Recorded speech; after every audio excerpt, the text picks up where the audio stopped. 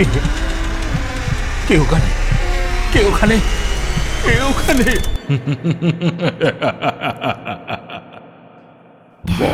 ভুতুরে, যেখানে জীবিত সব চরিত্র।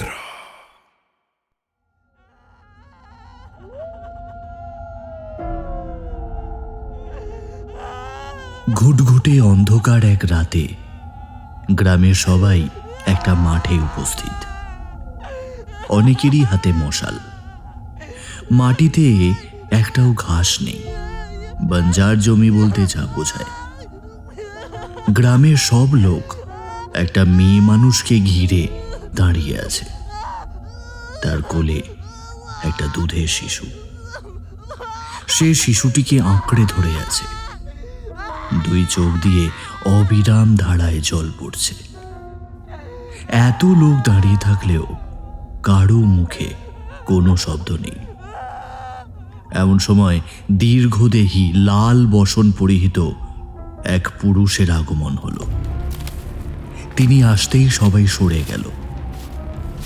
সবার মাঝখানে এসে দাঁড়িয়ে হাতে থাকা ত্রিশূল দিয়ে মাটিতে 2-3 বার গর্ত করার চেষ্টা করলেন, কিন্তু পারলেন না। অবশেষে সেই ত্রিশূল সমেত 2 হাত উপরে তুলে বিড়বিড় করে মন্ত্রোচ্চারণ করলেন এবং হঠাৎ এক হুঙ্কার দিয়ে উঠলেন, না, আর কোনো উপায় নাই। তোদের এই গ্রামের খরা মহামারী রুখার জন্য একটাই উপায় আছে, বলি।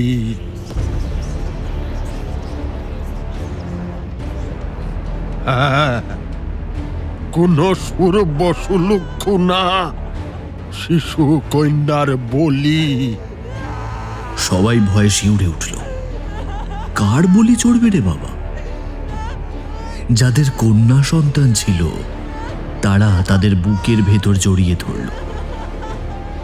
সাধু সবার মুখের দিকে তাকিয়ে জোরে হেসে উঠল। সুবার যদি এই অবস্থা হয় তো বলি দিবে কে রে?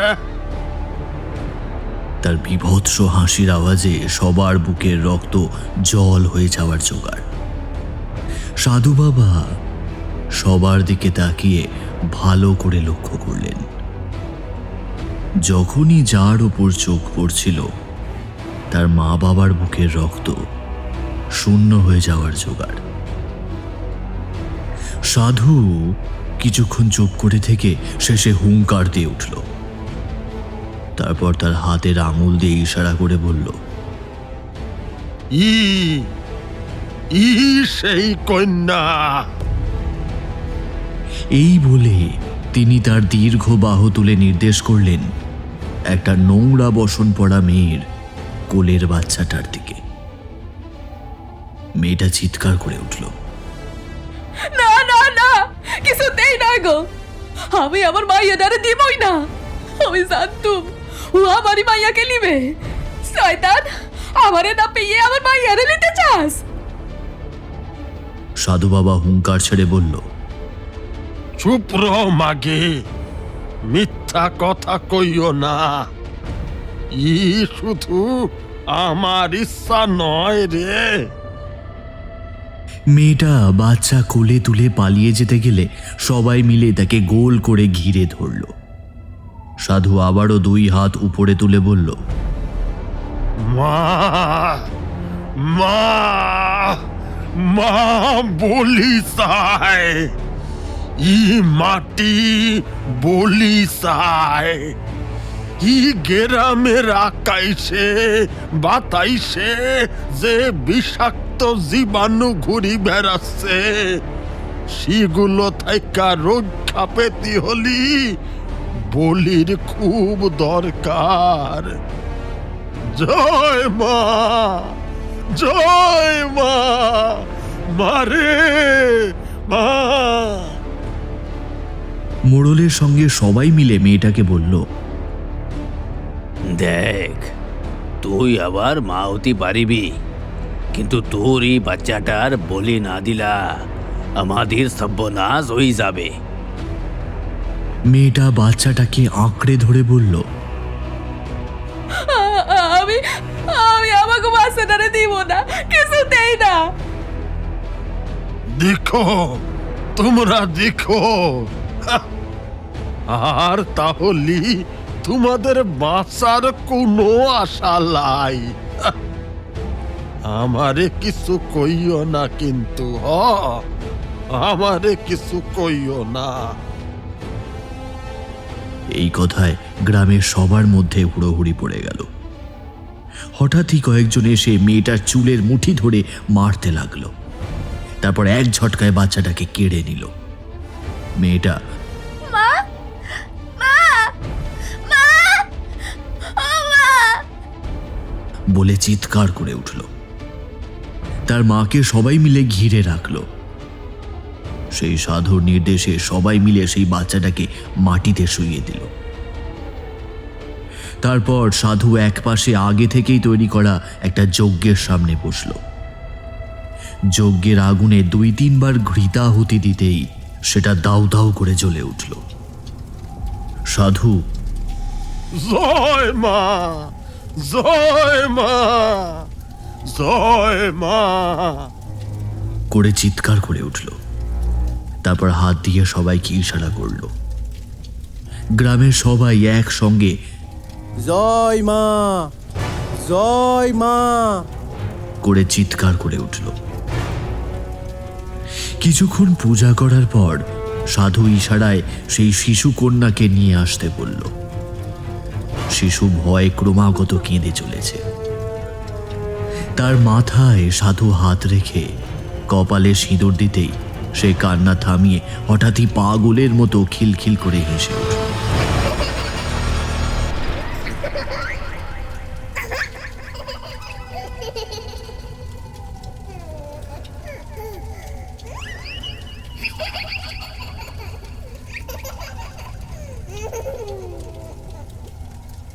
সবাই চমকে উঠল।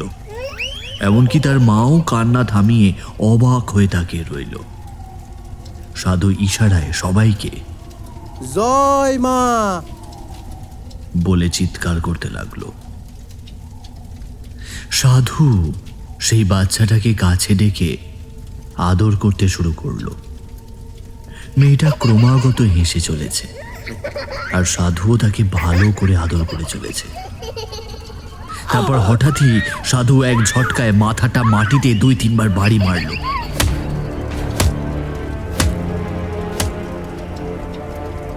কচি মেয়েটার মাথাটা থেতলে গিয়ে তার থেকে ঘিলু বেরিয়ে এলো।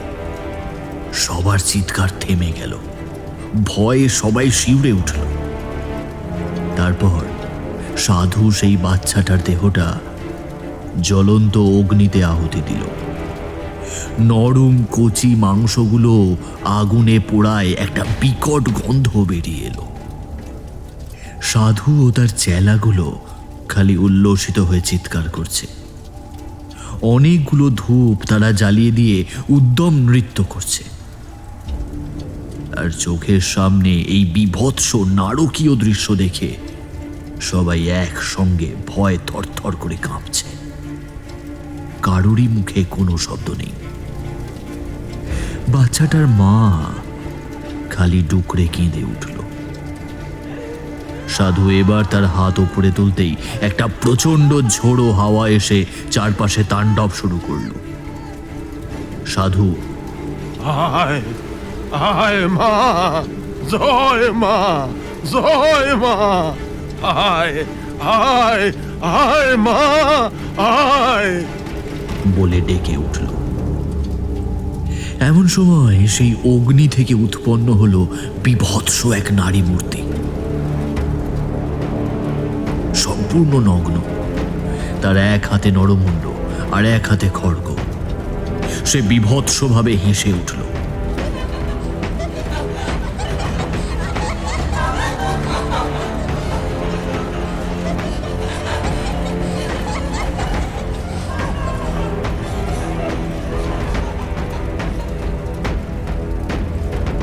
সাধু তার দিকে হাত জোড় করে বলল, মা, মা রে, মা, এই গ্রামকে আবারও সুজলা সুফলা করে দে মা, মারে।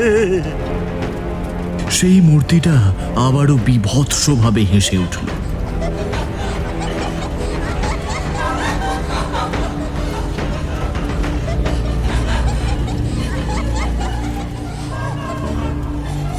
তারপর যজ্ঞের আগুন থেকে একটা হাঁড়ি নিয়ে পুরো মাঠ ও গ্রামের চারপাশে বনবন করে কয়েক পাক ঘুরল।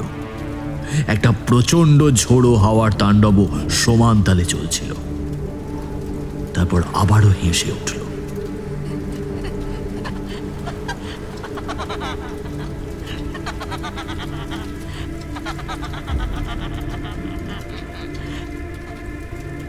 যা, তোদের মনোবাসনা পূর্ণ হবে, আমি চলি।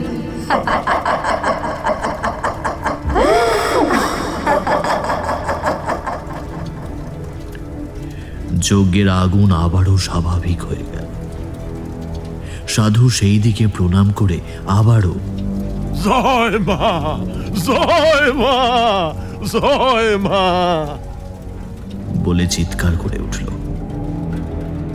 সবার দিকে তাকিয়ে বলল, যা যা, তোরা আজ হতি মুক্ত হয়ে গেলি রে। মা তোদের মনস্কামনা পূর্ণ করিছেন। যা যা যা যা, কাল হতি তোদের সব কিছু আবার আগের মতো হয়ে যাবে। জয় মা, জয় মা, জয় মা, মারে মারে। সবাই তাকে প্রণাম করে বাড়ি চলে গেল। শুধু সেই বাচ্চাটার মা থম মেরে বসে রইল। সাধু পূজা করছিল। হঠাৎই সে একটা ভারী পাথর তুলে তার দিকে দৌড়ে এগোতে গেল। সাধু চকিতে তার দিকে ঘুরে তাকালো। মেয়েটা অমনি চুপ করে দাঁড়িয়ে পড়ল আর বীভৎসভাবে হেসে উঠল।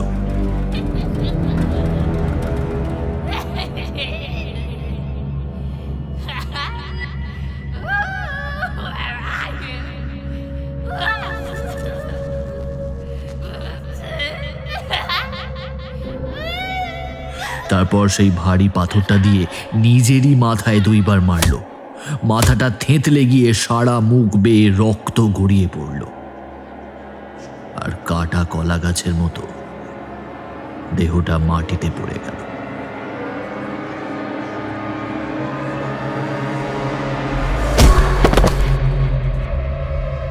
সাধুর চেলারা তার দেহটাকে নিয়ে আগুনের মধ্যে ফেলে দিল। দাউ দাউ করে তার দেহটাও জ্বলে উঠল। সাধুর চেলারা সেই জ্বলন্ত মৃতদেহ ঘিরে নাচতে লাগলো। মাংস পোড়ার বিকট গন্ধে চারপাশ ভরে উঠল। সাধু জয় মা, জয় মা, জয় মা, জয় মা, জয় মা, জয় মা করে হেসে উঠল।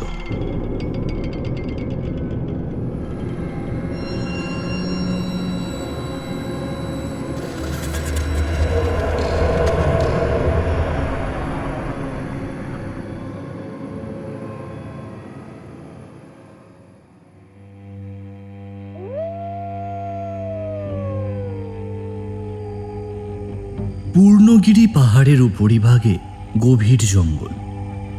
বন্য সাপদের কোনো অভাব নেই। তাদের উপস্থিতি সহজেই টের পাওয়া যাচ্ছে। সাপদেরা সবাই যেন জেগে উঠেছে। সবাই তখন বড়ই ক্ষুধার্ত। ঝোপ বুঝে একে অপরের ওপর তীব্র ক্ষিপ্রতায় শুধু ঝাঁপিয়ে পড়ার অপেক্ষা।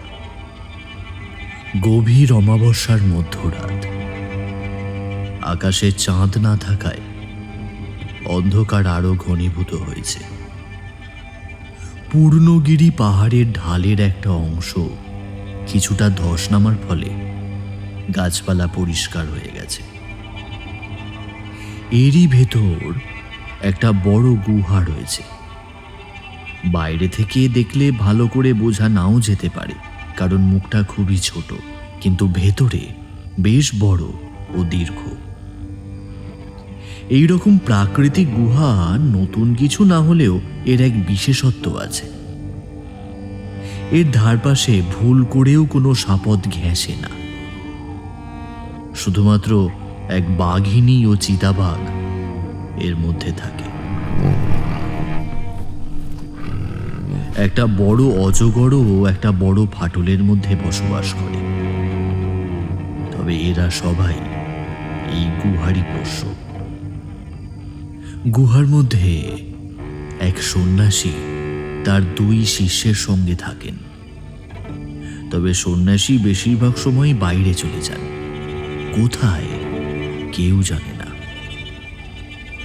গুহার মধ্যে মৃদু স্বরে মন্ত্রোচ্চারণ করে চলেছেন সেই মহা তেজস্বী পুরুষ। তার মন্ত্রোচ্চারণের আওয়াজ গুহার বাইরের পরিবেশকে আরো গুরুগম্ভীর থমথমে করে তুলেছে। হঠাৎই তার সামনে জ্বলা যজ্ঞের আগুনের রং লাল হয়ে দাউ দাউ করে জ্বলে উঠল। সঙ্গে সঙ্গে সেই সন্ন্যাসীর মন্ত্রোচ্চারণ বন্ধ হয়ে গেল। তিনি করজোড়ে সেই আগুনের লেলিহান শিখার দিকে তাকিয়ে চিৎকার করে উঠলেন, মা, মা, এ কি হলো তোর? কেন এত রুষ্ট হলি? একটা বিভৎস হাসির আওয়াজে সবাই চমকে উঠল।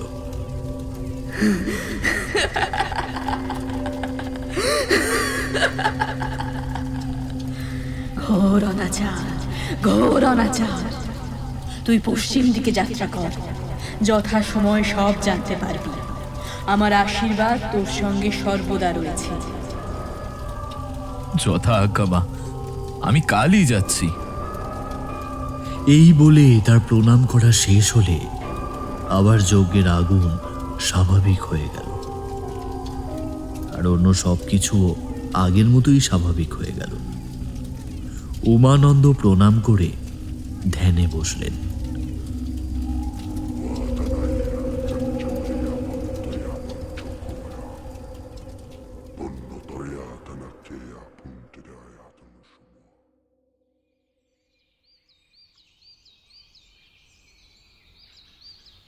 ভোরবেলা গ্রামের সব লোক এক জায়গায় জড়ো হয়ে আলোচনা করছিল।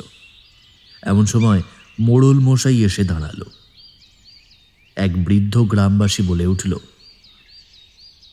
কালিরে আজি সকাল হতি দিকা যাচ্ছে না, কি ব্যাপার কও তো?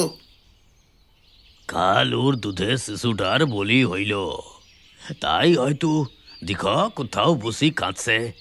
স্বামীটাও কোথায় যে চলি গেল। ঠিকই তো, ওর মাথা ঠিক থাকবার কোথায় নয়। ওকে নিয়ে চিন্তা করণের কোনো দরকার নাই। হঠাৎই পিছন থেকে একটা বজ্রগম্ভীর শব্দ আসায় সবাই ঘুরে তাকালো। সেই সাধু কপালে রক্তচন্দনের ফোঁটা নিয়ে একটা লাল পেড়ে কাপড় গায়ে জড়িয়ে এসে দাঁড়িয়েছেন। সবাই সসম্ভ্রমে সরে গিয়ে তাকে গাছতলায় বেদির ওপরে বসতে বললেন।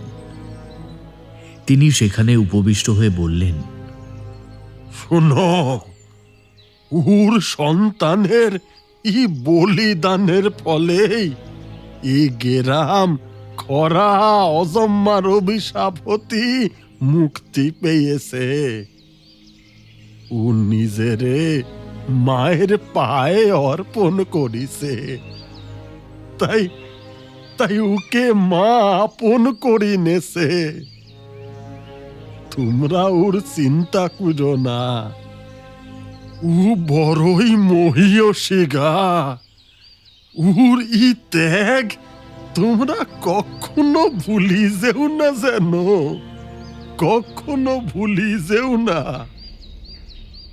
এই বলে তিনি চোখ মুছতে লাগলেন। গ্রামের মেয়ে বুড়ো সবার চোখেই জল ছিল।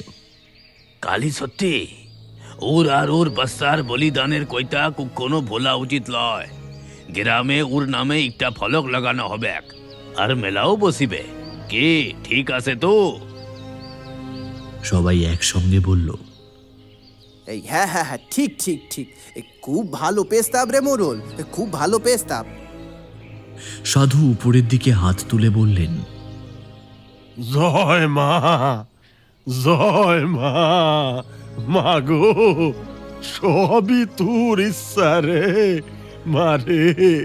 জয় মা, জয় মা। সবাই হাত তুলে প্রণাম করল। ঠিক হলো পরের বছর থেকে এই গ্রামে ওই দিনে পুজো হবে, তার সাথে মেলাও বসবে। এরপর বেশ কিছুদিন চলে গেল, কিন্তু এর মধ্যে গ্রামে যেন একটা মোড়ক লেগে গেল।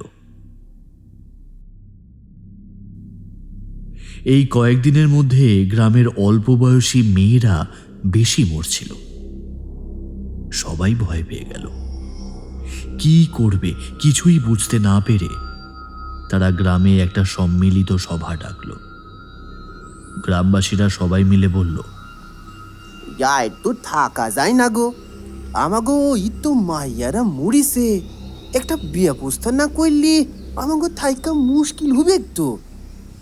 কেউ বলল, আমাগো ওই গিরাম সাইরা যেতে হবে লাকি গো। ও মুরল তো কিছু একটা কর। আরে আমি কি টুকটাক কিছু জানি লাকি জি করব? আমারও তো ভয় হইছে, আমারও তো লাতলি আছে কি লাই, আমারও ভয় হয় না। এই যে গ্রামের কাকারা, তোমরা কি কইছো? কিছু বলো। আমরা কি কইব আর, সবাই যা কইবা তুই যা কইবি তাই হবে। সাহেব আমাকে উপর সারলি হুবে লাই, তারপর সব আমার উপর আসি পড়বা। এমনি কিছু হয় আমি বলতে পারি, কিন্তু ই তো জীবন মরণ সমস্যা। সবাই মিলা কও কি হব? হ্যাঁ, গ্রামের সবাই একসঙ্গে মিলে চিন্তা করতে লাগলো। তারপর একে একে তাদের সাধ্যমতো বলতে শুরু করলো। সবার কথা শুনে মোড়ল মশাই বলল, শোনো সবাই, আমি সবাইয়ের কোথায় শুনছি সন্ধ্যা হলি মাইয়া সেলি কোনো বাচ্চা বাইরে বেরোবে না, যতই দরকার পড়ুক। খুব সমস্যা হলি আশেপাশের কয়েকজনকে ডাইকা একসাথে যাইবা, আর বাকি কাজ আমরা কেউই পারবো না। ওটা সাধু বাবারে কইতা হব, বুঝালা? গ্রামের মোড়ল সহ সবাই মিলে একসঙ্গে ওই সন্ন্যাসীর কাছে গিয়ে হত্যে দিল। কি ব্যাপার, একসাথে সবাই আইয়া পড়ছ? কি হইল কহ দেখি। বড় সমস্যা নিয়ে আইছি, সবই তুই জানো।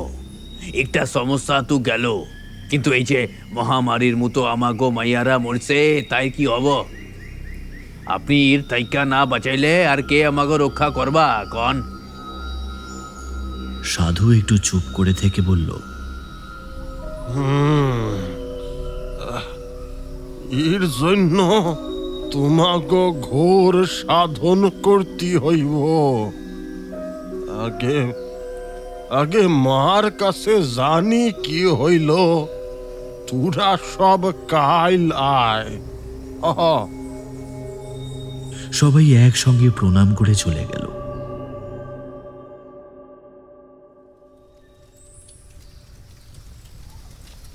পরের দিন সকাল সকাল মোড়ল সহ সবাই এলো সাধু বাবার সাথে দেখা করতে। দেখ, আমি ধ্যানে বৈশা বুঝতে পারছি মা বড় রুষ্ট হয়েছেন, মা রক্ত চান। দেখো, অনেক ছেলে মেয়ের বলি আমরা দিয়াছি। আগের দিন আপনি একটা সমাধান দিয়েছিলেন, সেই রকম কিছু একটা করেন। আসলে এত কোশি ছেলে মেয়েদের মৃত্যু আর সহন করতে পারছি না। সাধু দুই হাত উপরে তুলে বলল, মা, মা রে মা, দেখছিস তো ইরা সব কি কইছে? মারে কিছু একটা কর মা, কিছু একটা কর। এই বলে সামনে জ্বলতে থাকা আগুনে ঘৃতাহুতি দিলেন। আর সঙ্গে সঙ্গে আগুনের রং পরিবর্তিত হয়ে গেল। একটা প্রচণ্ড ঝোড়ো হাওয়া কোথা থেকে বইতে লাগলো। চারপাশে ভালো করে কিছুই দেখা যাচ্ছে না। সবাই দাঁড়িয়ে থাকতে না পেরে গাছের আড়ালে চলে গেল, কিন্তু সেখানেও ঝড়ের তাণ্ডব নৃত্য শুরু হলো। সেই আগুনের মধ্যে থেকে একটা মূর্তি বেরিয়ে এলো। সম্পূর্ণ নগ্ন মূর্তিটা ক্রমশ বাড়তে বাড়তে বিশাল আকৃতি ধারণ করল। বিভৎস অট্টহাসিতে চারপাশে কান পাতা দায় হয়ে পড়ল। সবাই সামনে তাকিয়ে দেখল মূর্তিটার ডান হাতে আগের দিনের মতোই নরমুণ্ড ঝুলছে।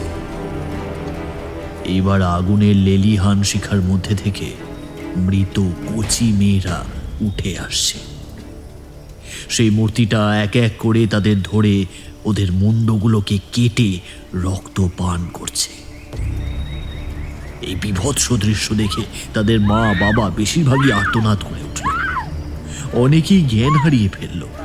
চারিদিকে একটা ত্রাহি ত্রাহি রব উঠল। দেখছিস তো, মা রক্ত চায়, আরু আরু অনেক রক্ত।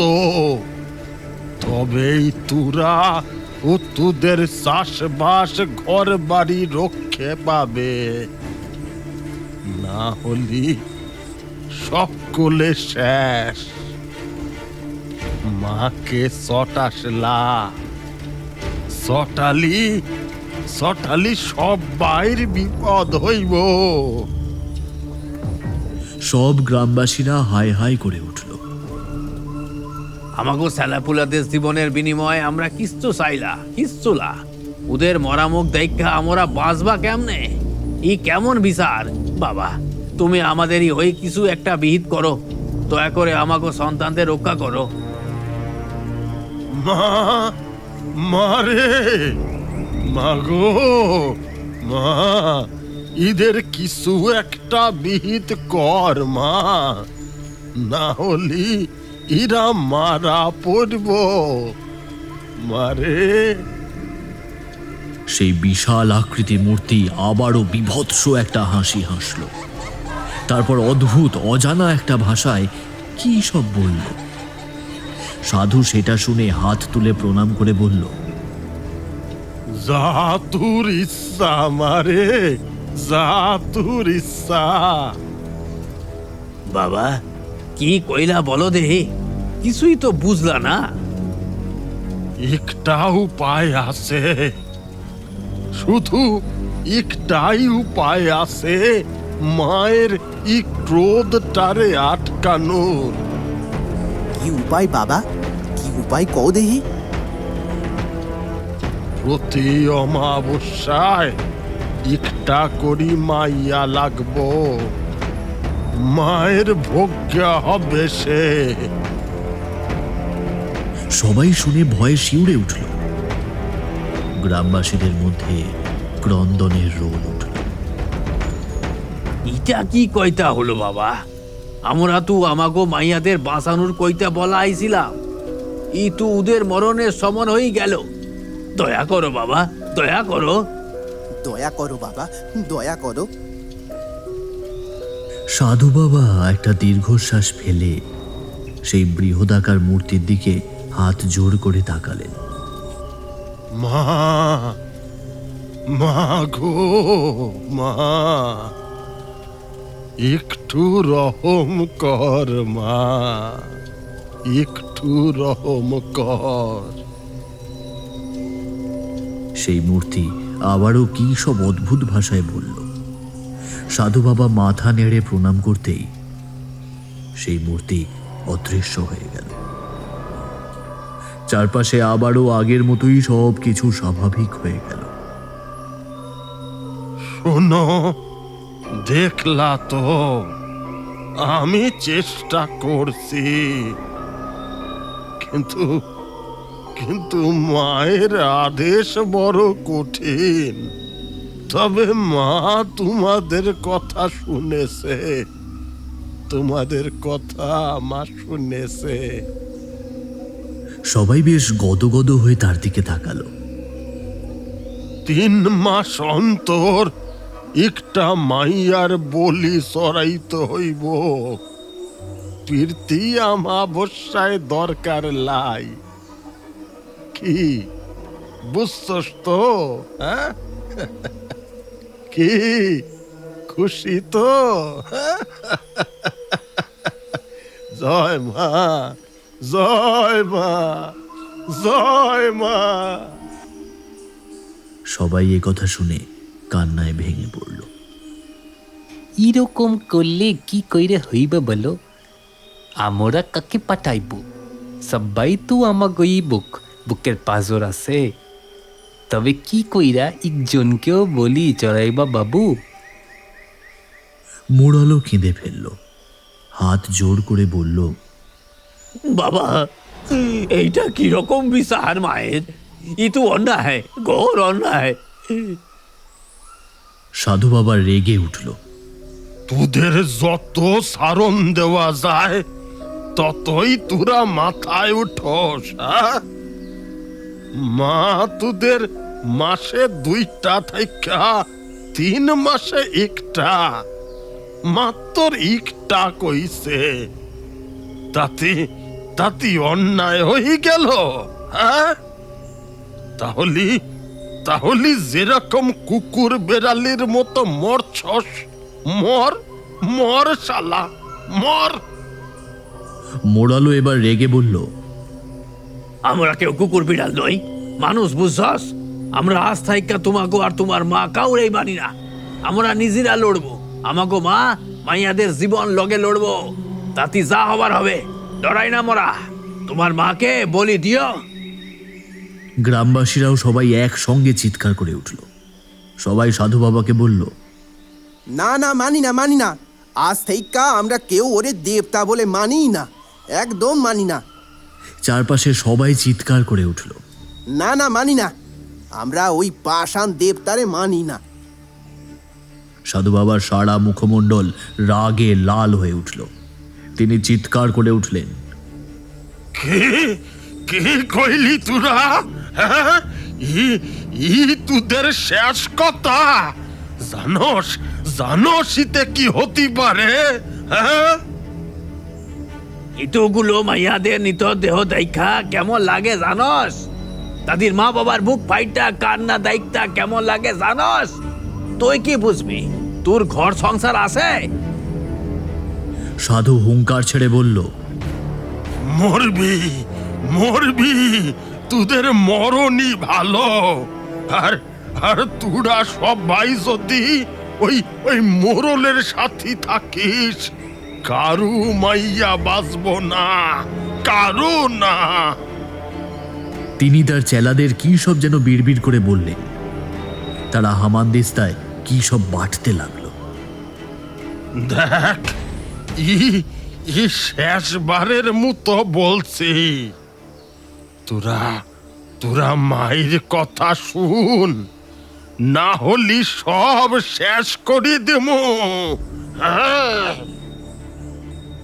সবাই মিলে গ্রামের মধ্যে ফিরে এলো।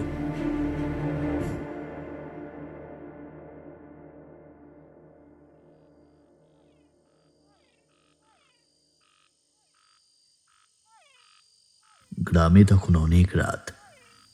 সবাই যে যার ঘরে চলে গেছে। শুধু কয়েকজন বৃদ্ধ গ্রামবাসী মোড়লের ঘরে বসে আলোচনা করছে।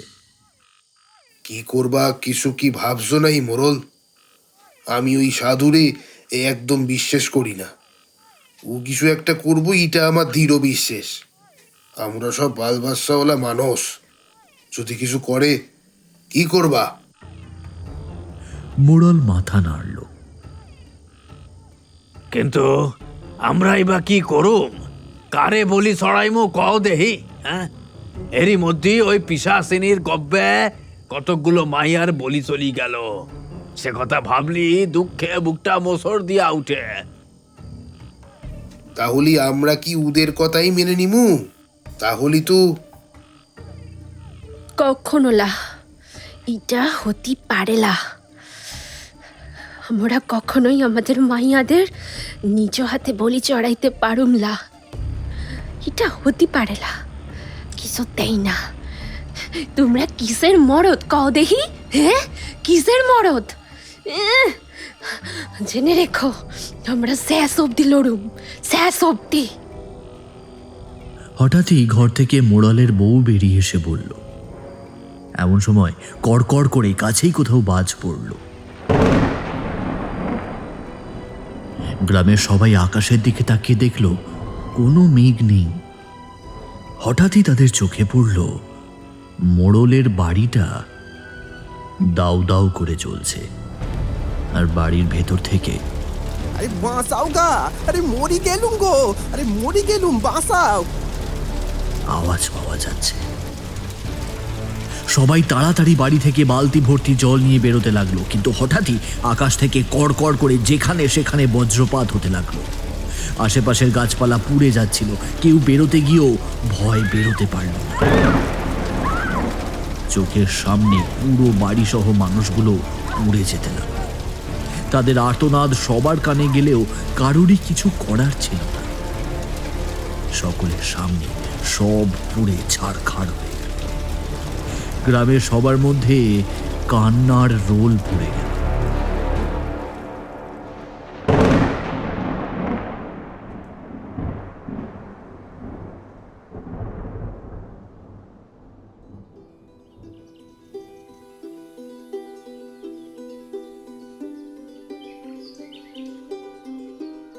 উমানন্দ সকালে উঠে মাকে প্রণাম করে তৈরি হয়ে নিলেন।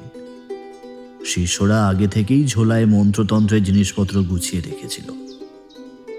তিনি সেই ঝোলা নিয়ে বেরোবার জন্য দাঁড়ালে শিষ্যরা তাকে প্রণাম করল। তারপর হাত জোড় করে কাঁদো কাঁদো মুখে তাকে জিজ্ঞাসা করল, আবার কবে আসবেন গুরুজি? উমানন্দ তাদের বললেন, ঠিক নেই, তোমাদের তো সবকিছুই শেখানো হয়েছে, সেগুলোই অভ্যেস করবে। রোজ মাকে মন প্রাণ দিয়ে ডাকবে, কোনো সমস্যা হলে তিনিই রক্ষা করবেন। আমি তাহলে আসি, কল্যাণ মস্ত। তিনি তাদের আশীর্বাদ করে মায়ের আদেশ অনুসারে পশ্চিম দিকে যাত্রা করলেন। গন্তব্যস্থল অজানা, শুধু মনের মধ্যে একটাই বিশ্বাস, মা ঠিক পথ দেখাবেন। বেশ খানিকক্ষণ চড়াই পথে নিচে নামলেন তিনি, কিন্তু যাবেন কোন দিকে? তিনি লক্ষ্য করলেন তার সঙ্গে সঙ্গে একটা বিরাট আকার কালো রঙের কুকুর নিচে নামছে। অন্য সময় হলে একটু অবাক হতেন, কিন্তু এখন বেশ বুঝতে পারলেন এই সবই মায়ের লীলা। তিনিই তাকে পথ দেখানোর জন্য একে পাঠিয়েছেন। টানা 2 দিন 2 রাত যাওয়ার পর একদিন একটা ঝর্ণার ধারে জিরোবার জন্য বসলেন। সেই ঝর্ণার জল খেয়ে মন প্রাণ সব শীতল হয়ে গেল। দূরে খুব সুন্দর লাগছিল পাহাড়ের চূড়োগুলো, একে অপরের ওপর যেন পরপর সাজানো রয়েছে। নিচে অনেক দূরে একটা খরস্রোতা পাহাড়ি নদী বয়ে চলেছে। মনে মনে অনেক কথাই ভেসে উঠছে। সেই কিভাবে তার সাথে তার গুরুদেবের দেখা হলো, তারপর দিনের পর দিন রাতের পর রাত কেটে গেছে মায়ের সাধনার জন্য। অবশেষে দয়াময়ী মা তার দর্শন দিলেন, তিনি সিদ্ধ হলেন। তারপর থেকেই মায়ের আদেশে কত অজানা দেশ জায়গায় ঘুরে বেরিয়েছেন, কত শত ঘটনার সম্মুখীন হয়েছেন। এইসব ভাবতে ভাবতেই তিনি ঘুমিয়ে পড়লেন। সকালে উঠে আবারও পথ চলা শুরু হলো। বেশ কয়েকটা দিন চলার পর তিনি সমতলে নেমে এলেন। সমতলে নেমে বেশ কিছুদিন চলার পর একটা গ্রামের সামনে এসে দাঁড়ালেন। গ্রামটা দূর থেকে দেখে ভালো লাগলেও কাছে আসার পর বড় বেশি নির্জন বলে মনে হলো। যদিও দুপুরবেলা, তবুও গ্রাম এত নির্জন হবে কেন? তিনি ভেতরে ঢুকতে যাবেন, হঠাৎই সেই কুকুরটা তার ধুতি ধরে টানতে লাগলো। এ তো মহাবিপদ, কিছুতেই সে তাকে ভেতরে ঢুকতে দেবে না। তিনি মনে মনে হেসে উঠলেন। আচ্ছা বাবা, যাব না, ভেতরে যাব না, ঠিক আছে? বলে তিনি কুকুরটাকে আদর করে দিলেন। কুকুরটা তার সামনে ল্যাজ নাড়াতে লাগলো। তারপর হঠাৎই সে তার ধুতি ধরে সামনের দিকে টানতে লাগলো। তিনিও তার ইঙ্গিত বুঝতে পেরে সামনে যেতে লাগলেন। বেশ কিছুক্ষণ যাওয়ার পর সামনে আর একটা গ্রাম চোখে পড়ল। কুকুরটা সেই গ্রামের মধ্যে ঢুকে আবারও বেরিয়ে এসে আবার তার মধ্যে ঢুকে পড়ল। উমানন্দ তার পিছু পিছু গ্রামের মধ্যে ঢুকে পড়লেন। সামনেই একটা পাতকুয়া চোখে পড়ল। সেখানে গ্রামের কয়েকজন মহিলা জল ভরছিল। তিনি একটু হেসে জল খেতে চাইলেন। আমরা সাধু ঠাধু মানি নে, খেতি মানে নিজে লিয়ে খাও, না হলে জাহান্নামে যাও। তারা দড়িসহ বালতিটাকে অশ্রদ্ধা ভরে তার দিকে ছুঁড়ে দিল। তিনি বেশ অবাক হলেন, কারণ গ্রামের লোকেরা সাধারণত সাধু সঙ্গ পছন্দ করেন। তিনি নিজেই জল খেয়ে বললেন, কিছু খাবার পাওয়া যাবে গো? অনেক দূর থেকে আসছি। তারা মুখ ঝামটা দিয়ে বলল, এখন কিছু পাওয়া যাবে ক্লা, জলদি ভাগো ভাগো। উমানন্দ এবার গ্রামের মোড়লের বাড়ি খোঁজ করলে তারা হাত তুলে দেখিয়ে বলল, ধন্যবাদ। বলে সেই দিকে গিয়ে দেখলেন ঘরের বাইরের দাওয়ায় খালি গায়ে এক বৃদ্ধ বসে আছেন। আশেপাশে কয়েকজন মহিলা কাজ করছে, আর বৃদ্ধ ঠিক পিছনেই কালো কুকুরটাকে দাঁড়িয়ে থাকতে দেখে বুঝলেন সঠিক জায়গাতেই এসেছেন। এই বৃদ্ধই তাহলে এই গ্রামের মোড়ল। আমি অনেক দূর থেকে আসছি, আজকের দিনটা যদি একটু থাকতে দেন বড়ই উপকার হয়। আর এই কুকুরটা... বলে পাশে তাকিয়ে দেখলেন কুকুরটা নেই। না না, আমরা ঠাকুর মানি না, আর সাধুদের তু থাকতে দিই না, তাদের দায় খালি দূর কইরে দিই। হঠাৎই ঘরের মধ্যে থেকে অল্প বয়সী একটা ছেলে তেড়ে এসে তাকে জোরে এক ধাক্কা দিল। সে তাকে আবারও ধাক্কা দিল, কিন্তু এক চুলও সরাতে পারল না, বরং নিজেই একটা কারেন্টের ঝটকার মতো খেয়ে ছিটকে পড়ে গেল। সবাই চমকে উঠল। উমানন্দ একটু হাসলেন। তার বাড়ির মেয়েরা এসে উমানন্দের পা জড়িয়ে ধরে বলল, বাবা বাবা গো, ও ছেলে মানুষ, ওর কথায় কিছু মনে করবেন না, ওরে ক্ষমা করি দেন বাবা, ওরে ক্ষমা করি দেন।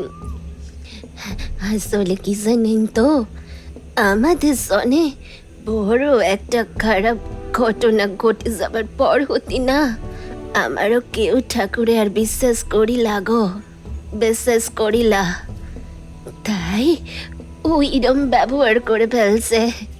ছেলেটা তখনও মাটিতে পড়ে তার দিকে ফ্যাল ফ্যাল করে তাকিয়ে রয়েছে। উমানন্দ এটাই তো চাইছিলেন, কারণ তিনি গ্রামে ঢুকে কোথাও একটা মন্দিরও দেখতে পাননি। তখনই তার খটকা লেগেছিল। বৃদ্ধ তাকে বসতে বললেন। উমানন্দকে দাওয়ায় মেয়েরা ভালো বসার জায়গা দিল। উমানন্দকে বৃদ্ধ সব কথা বলে বলল, কি আর বলবো বাবা, চক্ষুর সামনে দাদা বৌদি ও গ্রামের কয়েকজন কি মরি পুড়ে ছাই হতে দেখলুম, কিছু করতে পারিলাই। তারপর হইতে গ্রামের মায়াদের দলি দলি শরীর খারাপ হতে দেখলাম, আর গ্রামে থাকিতে মন চাইল না। আমরা সবাই মিলা ইক রাতির বেলা ছেলা মাইদের লিয়ে ই গ্রামে চলি এলুম। সব কিছুই গ্রামে পড়ে রইল গো, আমাদের জমি ঘর শৈশব সব কিছুই সারিয়ে এলুম। জি ঠাকুরে আমাগো দেখিলি না, তারপরে থাইকা আমরাও আর কোনো ঠাকুর মানিলা। বৃদ্ধর চোখ দিয়ে জল পড়তে লাগলো। কেনে মানবো তো বল, কেনে মানবো? জি ঠাকুর আমাকে দেয় না, আমাদের মাইয়াদের বড় বড় অবস্থা করে, তারে কেন মানবো? উমানন্দ চুপ করে থেকে বললেন, আমাকে যে মেয়েরা অসুস্থ হয়ে পড়েছে তাদের একবার দেখাতে পারবেন? বৃদ্ধ সেই ছেলেটাকে দেখিয়ে বলল, ই আমাগো ভাইপো, উদিনই আমাদের বাড়িতে ছিল বলে পরানটা বেঁচে গেছে। বাবাকে লিয়া সব দেখাও দেহি। আমি পারবো না। তার কাকিমা তাকে বুঝিয়ে সুঝিয়ে রাজি করলেন। উমানন্দ তার সাথে এক একটা ঘরে ঢুকে মেয়েদের ভালো করে দেখলেন। সারা শরীর থেকে যেন কেউ সমস্ত রক্ত শুষে নিয়েছে, এত দুর্বল যেন বিছানায় মিশে গেছে, শুধু প্রাণটুকু রয়েছে। উমানন্দ সাধু হলেও তার চোখে জল চলে এলো। তিনি বুঝতে পারলেন যে মা তাকে একটা বড় দায়িত্ব দিয়েছেন, আর যে এই কাণ্ডটা করেছে সে খুব সাধারণ কেউ নয়। তবে তিনি এই রকম বহু ঘটনার সম্মুখীন এর আগেও হয়েছেন, তাই চিন্তা করলেন না। তিনি ছেলেটার পিঠে হাত রেখে বললেন, আমি বুঝেছি, তোমাদের ক্ষোভের যথেষ্ট সঙ্গত কারণ রয়েছে। সে তার হাত সরিয়ে নিল। উমানন্দ তখন তাকে জোর করে জড়িয়ে ধরে বললেন, চিন্তা করো না, আমার ওপর কেন রাগ করো? আমি তো তোমাদের বাঁচাতেই এসেছি। ছেলেটা এবার চুপ করে রইল। তারপর একটা জিজ্ঞাসু চোখে তাকালে তিনি মাথা নেড়ে তাকে আশ্বাস দিলেন। ছেলেটা আবারও তাকে বৃদ্ধের কাছে নিয়ে গেল। তার পিছনে তখন পুরো গ্রামবাসী দাঁড়িয়ে রয়েছে। উমানন্দ বৃদ্ধ ও সবার উদ্দেশ্যে বললেন, আমি একটা যজ্ঞ করতে চাই, দেখি একবার চেষ্টা করে। আমাকে আপনারা একটু ভরসা করুন খালি। আমরা রাজি লই। খাইল কাইটটা কুমির লিয়া আসবা তু, উদির ছনে আমরা পালুম। ই সাধুরিটা হাও। উমানন্দ বারবার অনুরোধ করা সত্ত্বেও সবাই বিরোধিতা করছিল। না, ই সাধু যজ্ঞ করবা। আমাদের মাইয়াদের কি অবস্থা তোমরা দেখছো না? কুমির তো ভেতরে এসে পাইরাছে, তাহলে আবার ডর কিসে শুনি? সাধু বাবা একবার আমোদের জন্য নিজেরও তো ঝুঁকি নিচ্ছে, তাহলে আমরা কেন সাথ দিব না? মোড়ল সবাইকে বোঝাবার চেষ্টা করলেও কেউ কোনো কথাই শুনল না। ছেলেটা তখন চিৎকার করে বলে উঠল, তোমাদের কাছে আর কোনো উপায় আছে? বাবা তাও একবার চেষ্টা করি দেখতে চান? দেখেন না, এমনি তো আমরা মইরা আছি। খালকাইটা কুমির আনছ কিন্তু। সাধুর লোকিরা দায়িত্বে গেছে, তারপর থাইকাই তো ই অবসয়া। কুমির তো আইসা পড়ছে, এবার ভাগানোর ব্যবস্থা শুধু বাকি। সবাই চুপ করে রইল। পুরা গেরাম আপনার সনে আছে। এবারেও সবাই চুপ করে রইল। ভাইপোকে উমানন্দ পিঠ চাপড়ে জড়িয়ে ধরলেন। কথা হয়ে গেল উমানন্দ সেই রাতেই যজ্ঞ করবেন। উমানন্দ মোড়লের ভাইপোকে কিছু নির্দেশ আগে থেকেই দিলেন। যজ্ঞের আগে মোড়লের ভাইপোকে দিয়ে কতগুলো মন্ত্রের বই মানে পাঁচালি আনিয়ে সবার মধ্যে বিতরণ করা হয়েছিল, যাতে ওই সময় পড়া হয়, কারণ কারোর বাড়িতেই এইসব ছিল না। উমানন্দ তারামাকে প্রণাম করে যজ্ঞে বসার আগে সবার উদ্দেশ্যে বললেন, আমি শুরু করলে তোমরাও মন্ত্রোচ্চারণ শুরু করবে। ভাইপো সহ সবাই আগে থেকেই সবকিছু সাজিয়ে রেখেছিল। তিনি যজ্ঞ শুরু করলেন। মনে মনে তিনি মায়ের প্রণাম মন্ত্র জপ করতে করতে ঘৃতাহুতি দিতে শুরু করলেন। গ্রামবাসীরাও সবাই মিলে পাঁচালি পড়তে শুরু করল। চারপাশের পরিবেশে একটা গভীর ভক্তির ভাব ছড়িয়ে পড়ল। হঠাৎই সারা আবহাওয়াটা যেন কেমন থম মেরে গেল। চারপাশে কোনো গাছের পাতা নড়ছে না, সাপোদেরাও কোনো শব্দ করছে না। বিরাট এক দুর্যোগের আগে গুমোট পরিবেশ যেমন থাকে, ঠিক সেই রকমই অবস্থা। একটু পরেই হঠাৎই শোঁ শোঁ শব্দে প্রচণ্ড ঝোড়ো হাওয়া বইতে শুরু করল। আকাশে ঘন মেঘ ঘনীভূত হলো। সেই মেঘ ক্রমশ কুণ্ডলি পাকাতে লাগলো আর কড়কড় করে বজ্রপাত শুরু করলো। বৃদ্ধ মোড়ল আকাশের দিকে তাকিয়ে দীর্ঘশ্বাস ছাড়ল, তারপর বলল, আবার সেই দিনের মতো অসুস্থ হচ্ছি, সে আইতাছে। তার কথা শুনে গ্রামের বাকিদের গলা শুকিয়ে গেল। তারা কাঁপা কাঁপা গলায় পাঁচালি পড়তে লাগলো। সত্যি সেই ঘন মেঘের মধ্যে থেকে বীভৎস হাসির আওয়াজ পাওয়া গেল।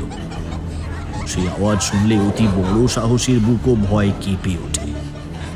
উমানন্দ দাঁতে দাঁত চেপে এক মনে মায়ের নাম জপ করতে করতে আগুনে ঘৃতাহুতি দিচ্ছিলেন। সেই মেঘের কুণ্ডলী চারপাশের আকাশে ছড়িয়ে পড়ল না, বরং ক্রমশ এক জায়গায় ঘনীভূত হতে লাগলো, আর সেটা ঠিক যজ্ঞস্থলের উপরেই। এবার সেটি এক জায়গায় জড়ো হয়ে নিচের দিকে নামতে লাগলো। উমানন্দ সেটা লক্ষ্য করেই নিজের হাত দুটো জড়ো করে ওপরের দিকে তুলে ধরলেন। তার নামা ধীরে ধীরে বন্ধ হলো। আবারও সেই কান ফাটানো বীভৎস মহিলার হাসির আওয়াজ শোনা গেল। হঠাৎই একটা বিদ্যুতের ঝলক এসে উমানন্দের গায়ে লাগতে যাচ্ছিল। তিনি কোনো মতে সরে গেলেন। সেটা পাশের জায়গায় পড়ে আগুন ধরে গেল। এই সুযোগে সেই মেঘের কুণ্ডলী এসে চারপাশ ঘিরে ফেলল। তিনি আর কিছুতেই সামলাতে পারলেন না। চারপাশে সেই মেঘের ঘূর্ণি সব তছনছ করে দিচ্ছিল। যজ্ঞের আগুন নিভে গেল, সব কিছুই ছত্রাকার হয়ে গেল। উমানন্দের দিকে ক্রমাগত বিদ্যুতের ঝলক এসে পড়ছিল। তিনি নিজেকে বাঁচানোর জন্য আপ্রাণ চেষ্টা করছিলেন, কিন্তু কিছুতেই পারছিলেন না। সেই মেঘের কুণ্ডলী এবার বিরাট জায়গা জুড়ে এক বিশাল ঘূর্ণির রূপ নিল। এবার সেই ধোঁয়ার কুণ্ডলী তাকে ঘিরে নিল। উমানন্দ আর নিজেকে সামলাতে পারলেন না। তারপর আর কিছুই দেখা গেল না। যজ্ঞস্থল সহ সবকিছুই তছনছ হয়ে গেল। গ্রামবাসীরা যে যেদিকে পারল প্রাণ বাঁচাতে পালালো। কিরে উমা, ওঠ ওঠ উমা, দেখ আমি এসেছি। হঠাৎই একটা মহিলার কণ্ঠস্বর তার বড় চেনা লাগলো। জড়ানো কণ্ঠস্বরে তিনি বললেন, কে কে কে মা তুমি? চেনা লাগলেও বুঝতে পারছি না। আমি তোর আরাধ্যা দেবী তারা। ওঠ, দেখ আমি এসেছি। শুয়ে থাকলে হবে উমা? তোর দিকে কত লোক তাকিয়ে আছে, তুই তাদের জন্য কাজ কর। তুই তো তাদের ভরসা উমা। মানুষের কাজে যে আমার কাজ রে পাগলা। আমি তো চেষ্টা করেছিলাম, পারলাম না মা। ওরা বড্ড শক্তিশালী। তুই চেষ্টা করেছিলি, কিন্তু তোর পদ্ধতি ভুল ছিল। তুই আগে থেকে না জেনে কেন এগিয়েছিলি? আগে তো জানবি তুই কার সাথে লড়েছিস। তুই মনে মনে আমাকে জিজ্ঞাসা করলেই আমি তোকে বলে দিতাম রে। আত্ম অহংকার কখনো ভালো নয় উমা। আমার ভুল হয়ে গেছে মা, আর হবে না। ওটা কে ছিল, আর তাকে কিভাবেই বা পরাজিত করব? ও আমারই এক রূপ, বজ্রযোগিনীরই সঙ্গী, বজ্রবর্ণিনী বা বজ্র ডাকিনী। ওদের অনেক শক্তি। কিছু নিম্ন শ্রেণীর সাধকেরা ওর সাধনা করে অনেক শক্তি লাভ করে, তাই ওদের সঙ্গে সহজে তোরা পারবি না। মা, আমাকে বিস্তারিত ব্যাপারটা বলো, তাহলে আমার বুঝতে সুবিধে হবে। শোন তাহলে। বহুদিন আগে সেই পাল যুগে বৌদ্ধতান্ত্রিক নারোপা ও তার সাধন সঙ্গিনী নিগু দেবী ছিলেন। তারা আমার বজ্রযোগিনী মূর্তি পুজো করতেন। তান্ত্রিক নারোপা ও তার সাধন সঙ্গিনী আমাকে জ্ঞান স্বরূপিণী মাতৃকা রূপে পূজা করতেন। নারোপার পূজিতা দেবী কালে কালে নারো ডাকিনী বা নিগু দেবী পূজিতা দেবী বজ্রযোগিনী বলে পূজা পেতে থাকে। কালে কালে বাংলার কালী মূর্তির সঙ্গে তাদের একটা মিল খুঁজে পাওয়া যায়। কালী মূর্তির যেমন ডাকিনী যোগিনী দুই সহচরী থাকে, আমারও ওই রূপের তেমনই দুই সহচরী বজ্র বর্ণিনী ও বজ্র বৈরোচনী। ওরা এরই উপাসক। এরা মনুষ্য তথা জীবের রক্ত পান করে। ওই নিম্ন মার্গের সাধুরা এদের এইভাবে তুষ্ট করে, পরিবর্তে অনেক শক্তিই পায়। তবে সেটা আমাকে পেলে যা শক্তি, তার তুলনায় কিছুই নেই। কিন্তু আমি তো তোমার নাম নিয়ে এগিয়েছিলাম। তোকে কি বললাম? তুই তো তোর প্রতিপক্ষকে না চিনেই এগিয়েছিলি। এবারে তুই আমারই রূপ বজ্রযোগিনী দেবীর পূজা কর, আর আমি তোকে সব পদ্ধতি বলে দিচ্ছি, তুই সেই মতো বুদ্ধি করে এগোবি। এই বলে মা তার কানে কানে সব মন্ত্র ও পদ্ধতি বলে দিলেন। যা, ওঠ, ওদের উদ্ধার কর, তোর কল্যাণ। এতক্ষণ তিনি মায়ের সঙ্গে কথা বললেও চোখ খুলতে কিছুতেই পারছিলেন না। মায়ের আওয়াজ মিলিয়ে যেতেই আরেকটা কণ্ঠস্বর তিনি শুনতে পেলেন, তার বড় পরিচিত সেই পুরুষ কণ্ঠস্বর। বাবা, ওঠো ওঠো বাবা, তাড়াতাড়ি ওঠো গা, ও বাবা। একটা হালকা আওয়াজ পেয়ে এবার তিনি চোখ খুলে দেখলেন সেই ভাইপো তার পা ধরে ডাকছে। চোখে মুখে জল দেখে বুঝলেন সেই জল দিয়ে জ্ঞান ভাঙানোর চেষ্টা করেছে। তিনি উঠে দাঁড়িয়ে চারপাশে তাকিয়ে দেখলেন পাশে একটা নদী বয়ে চলেছে। তার মানে সেই ঘূর্ণিটা তাকে তুলে নদীতেই ফেলতে গিয়েছিল। মায়ের কৃপায় তিনি জীবন রক্ষা পেয়েছেন। মনে মনে আবারও মাকে প্রণাম করলেন। তার শরীর এখন যেন খুব ভালো লাগছে। শরীরে যেন 100 হাতির বল। শরীর একদম ফুরফুরে, যেন কিছুই হয়নি। সবই মায়ের কৃপা। জয় মা। বাবা, সবাই চলে গেলেও আমি যাই নাই। আমি তোমারে খুঁজতি খুঁজতি শেষে কি করি যেন এখানে পেয়ে গেল। তিনি ছেলেটাকে বললেন,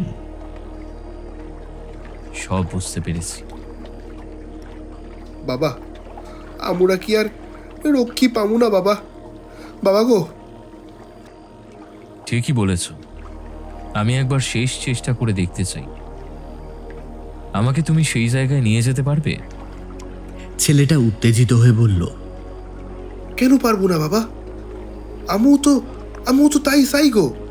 তুমি আমারে বলো দেহি আর কি করতে হবে, যা বলবা সব করব। তার উৎসাহ দেখে উমানন্দ কতগুলো জিনিসপত্র জোগাড় করতে বললেন। ছেলেটা তাকে ওই দিকের রাস্তা দেখিয়ে সেই সব জোগাড় করতে চলে গেল। উমানন্দ ওখানে পৌঁছে চমকে গেলেন। দেখলেন সব গ্রামবাসী ওখানে উপস্থিত। তারা সবাই তাকে দেখে হৈ হৈ করে উঠল। তোমরা গ্রামে ফিরে যাওনি? বাবা, আপনি আমাকে জন্য এত ঝুঁকি নিলা, আর আপনি কে ফেলে আমরা চলে যাবো? আমরা এত নিমো খারাপ লইগা, আপনি আমাকে শেষ ভরসা। আমরা একটা শেষ চেষ্টা করতে চাই, আপনি যদি দয়া করে আর একবার চেষ্টা করেন। উমানন্দ লাফিয়ে উঠে বললেন, আরে আমি তো এটাই বলবো ভেবেছিলাম, আমি আবারও যজ্ঞ করব। উমানন্দ একটা গণ্ডি কেটে দিলেন। তোমাদের একটা মন্ত্র লিখে দেব, সেটাই তোমরা পড়বে। আর এই গণ্ডি কেটে দিলাম, এর মধ্যেই সবাই রইবে। আর যে সমস্ত মেয়েরা অসুস্থ তাদের সবাইকে এখানে নিয়ে এসো। তার কথা মতো সবাই তাই করল। মেয়েদের সবাইকে যজ্ঞের গণ্ডির মধ্যে বসাও। মেয়েগুলোকে এসব যজ্ঞের গণ্ডির মধ্যে বসানো হলো। উমানন্দ আবারও যজ্ঞে ঘৃতাহুতি দিয়ে তারা মায়ের নাম স্মরণ করলেন। তারপর তার কথা মতো সেই ভাইপো মাটির তৈরি একটা বড় বজ্র বানিয়ে নিয়ে এলো। উমানন্দ মায়ের সিঁদুর তাতে মাখিয়ে কৌপিন থেকে একটা ছোড়া বের করলেন। তারপর নিজের বাম বুকে সেটা অল্প করে বসাতেই গল গল করে রক্ত বেরোতে লাগলো। সবাই একসঙ্গে চমকে উঠল। তিনি ছেলেটাকে মাটির পাত্রের মধ্যে সেটা সংগ্রহ করতে বললেন। বাকিটা ওই বজ্রতে মাখিয়ে দিলেন।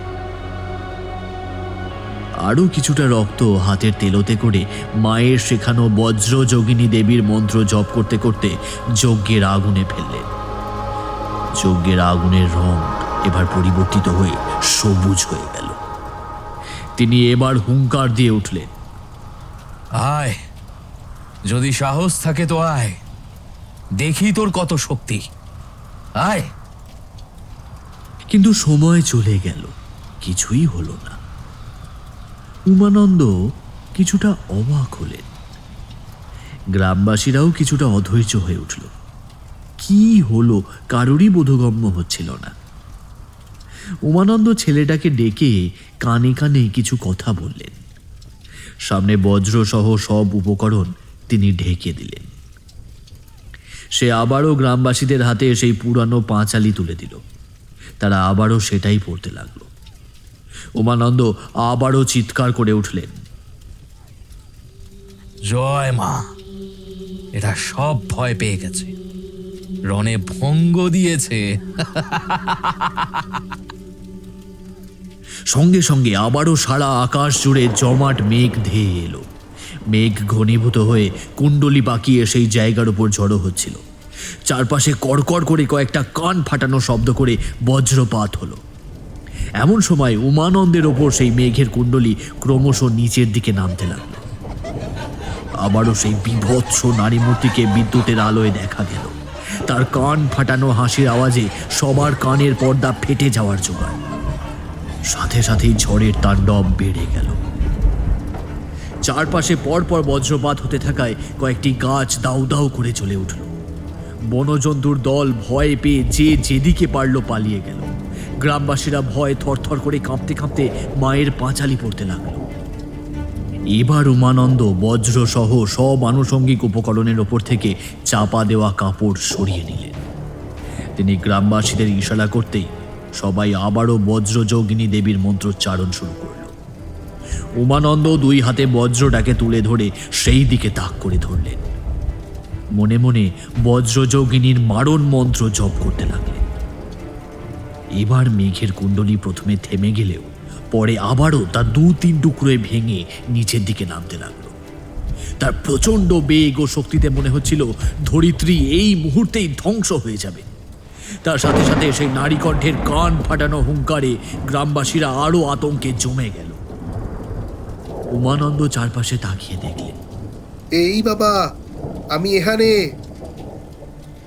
উমানন্দ ইশারা করতেই সে গ্রামবাসীদের সঙ্গে নিয়ে মাটির তৈরি বজ্রে পাত্রে রাখা মন্ত্রপুত রক্ত মাখিয়ে সেই দিকে তাক করে ছড়তে লাগলো। বৃদ্ধরা আবারও উমানন্দের শেখানো বজ্রযোগিনী দেবীর মন্ত্র জপ করছিল। মুহূর্তের মধ্যে সমস্ত মেঘের কুণ্ডলী ছত্রভঙ্গ হয়ে যেতে লাগলো। একটা নারী কণ্ঠের আর্তনাদ চারিদিকে ছড়িয়ে পড়ল। উমানন্দ বজ্রটাকে 2 হাতে শক্ত করে ধরে উঠে দাঁড়িয়ে হুঙ্কার ছড়ে বললেন, জয় মা বজ্রযোগিনী, বজ্রযোগিনী দেবীর জয়, জয় নিঘু দেবীর জয়, জয় বজ্র হুঙ্কারের জয়। 2 পক্ষের মধ্যে তুমুল যুদ্ধ শুরু হয়ে গেল। পরপর বজ্র এসে উমানন্দের বজ্রের ওপর পড়তে লাগলো। অন্যদিকে উমানন্দের মারণ মন্ত্র তাদের শক্তি ধ্বংস করতে লাগলো। পাশাপাশি গ্রামবাসীদের ছোড়া বজ্রের আঘাতে কিছুক্ষণের মধ্যেই তারা ছত্রভঙ্গ হয়ে গেল।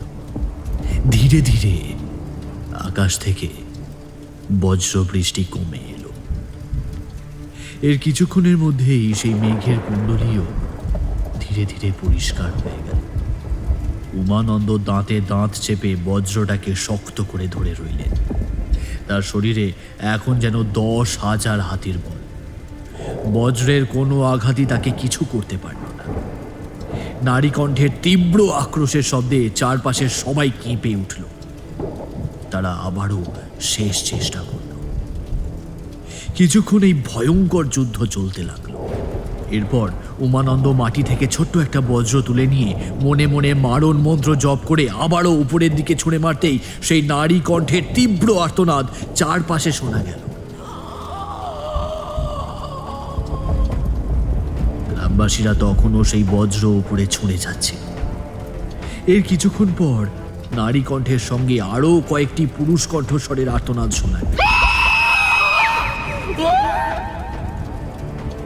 সবাই ভীত সন্ত্রস্ত হয়ে পড়ল। ঠিক কি ঘটছে কেউই বুঝতে পারছিল না। ধীরে ধীরে সব আওয়াজ মিলিয়ে গেল। সবাই ভয়ে ভয়ে উপরের দিকে তাকিয়ে রইল আর কিছু হয় কিনা দেখার জন্য, কিন্তু আর কিছুই হলো না। কিছুক্ষণের মধ্যে প্রকৃতি একেবারে শান্ত হয়ে গেল।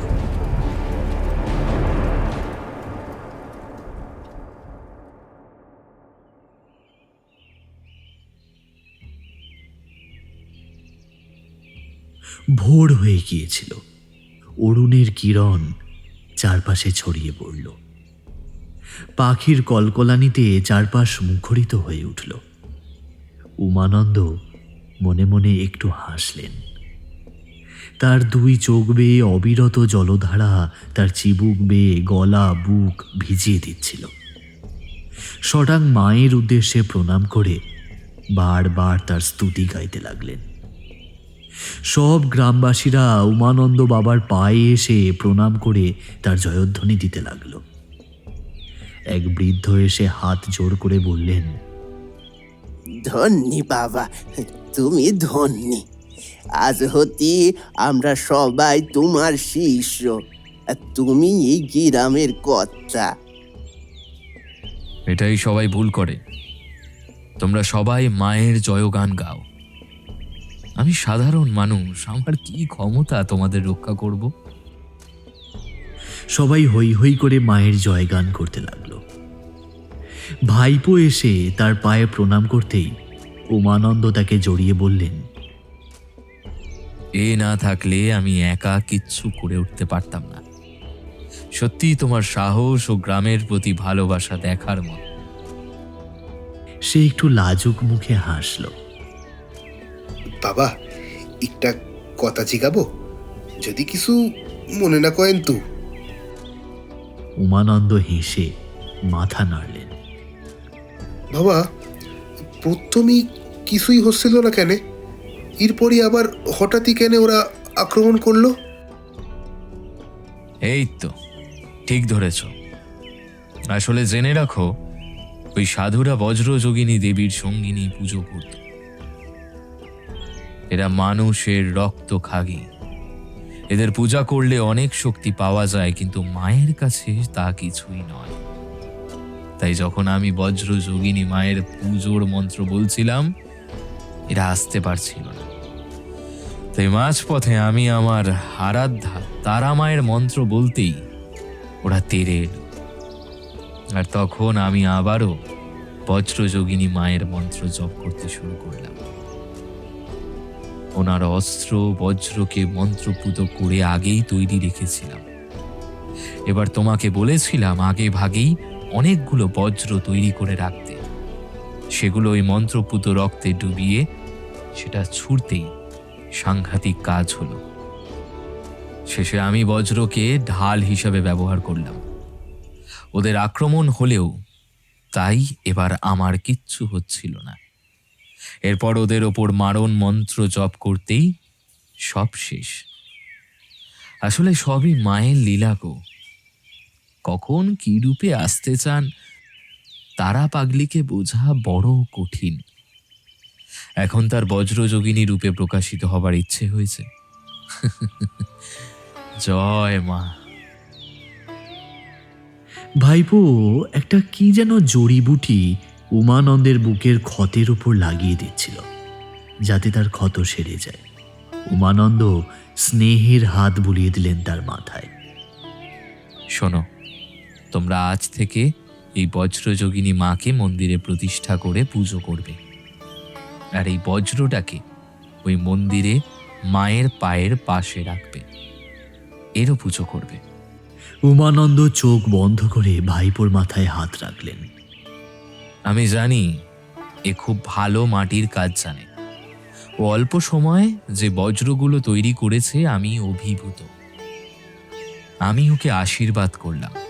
তারপর ছেলেটার দিকে তাকিয়ে বললেন, তুমি মায়ের মূর্তি তৈরির সময় যে মূর্তি তোমার মনের মধ্যে আসবে তাকেই দেবতা হিসেবে বানাবে, ওটাকেই সবাই দেবতা জ্ঞানে পুজো করবে। বাবা, আপনি এই গ্রামে থাকবেন, আমরা আপনাকে মাথায় তুলে রাখবো বাবা। চিন্তা কি, মা তো থাকবেন। আবারও বলছি, তোমরা ভাবো মানুষ মানে আমি তোমাদেরকে বাঁচিয়েছি। অসম্ভব, অসম্ভব। কোনো মানুষের পক্ষে এটা সম্ভব নয়। স্বয়ং মা তোমাদের বাঁচিয়েছেন। মা তোর বুদ্ধি দিয়ে আমাকে বাঁচাইছে, এবার এবার কে আমাকে রক্ষা করব? তারপর সবার উদ্দেশ্যে বললেন, মাই করবে, আর কার ক্ষমতা আছে রে পাগল। শোনো, এই বজ্রটাকে সাবধানে রাখবে। যদি কখনো এর রং কালো বর্ণের হয় তাহলে জানবে তোমাদের মহা বিপদ, কোথাও কোনো অনাচার হচ্ছে। তখন কি করব বাবা? কি আর করবে, মাকেই ডাকবে। যাই হোক না কেন, শুধু মাকে ডাকবে। ভাইপো উমানন্দের পা জড়িয়ে ধরল। উমানন্দ হেসে তাকে ধরে তুলে বুকে জড়িয়ে ধরে বললেন, শোনো, আমি তারা মায়ের আদেশ অনুসারে এখানে এসেছিলাম। আবারও মায়ের আদেশে যারা বিপদে আছে তাদের কাছে যাব। আর মনে রাখবে, আমার গুরু একটা কথা বলতেন, বহতা হুয়া পানি और चलता हुआ সন্ন্যাসী हमेशा अच्छा होता है। তাই আমাকে যেতেই হবে। তোমরা সৎ পথে থেকো সর্বদা, কেমন? কল্যাণ মস্ত। সবাই এসে তাকে প্রণাম করে দাঁড়ালেন। তিনি হেসে তার ঝোলা তুলে নিলেন। কয়েকজন কিছু ফল মূল তাড়াতাড়ি করে আরেকটি ঝোলায় গুছিয়ে দিল। সেই মহিলা যিনি তাকে জল দেননি এসে প্রণাম করে বললেন, বাবা, বাবা, আমার হাতে একটু জল খেয়ে যাও, না হলে আমার পাপ হবে বাবা, আমার পাপ হবে। উমানন্দ হেসে তারও ইচ্ছা পূরণ করলেন। তারপর সকলে সাশ্রু নয়নে তাকে বিদায় জানালো। সকালের নরম রোদ মারিয়ে তিনি হাঁটতে হাঁটতে একসময় সকলের চোখের অন্তরালে মিলিয়ে গেলেন।